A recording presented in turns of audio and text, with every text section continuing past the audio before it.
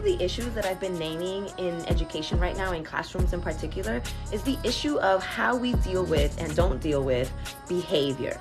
I've been describing it as an issue of numbness, academic numbness. We are asking students and we are asking teachers, like anybody really in the building, to leave all of their problems, to not bring anything into school, and to just make pretend that nothing is going on with their lives. And that numbness looks like, don't be too happy, don't be too sad, don't be too angry, don't be too passive. Like, you can't be too much of anything. You've got to be just right according to whatever our society has deemed acceptable numbness.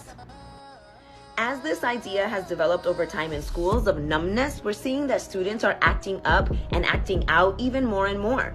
And this post-pandemic, we're really still in a pandemic, these years have been very difficult, especially difficult, because we're asking these young people to come into school and act like nothing has happened, to be numb to a pandemic. And because we haven't, as a field, really solved the issue of student discipline and behavior and like how we're supposed to act, we've never really got it right. Maybe some schools do, and definitely some teachers have, but holistically as a field, we haven't. Look at this. So there are already 19 states that do this, but this was just passed in 2022. And some of the worst parts of it is that, one, reports are saying that some of the parents actually requested this.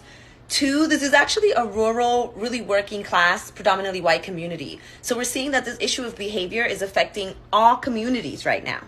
And in this place, what we're seeing too is the rules around how you can paddle or spank a kid in school.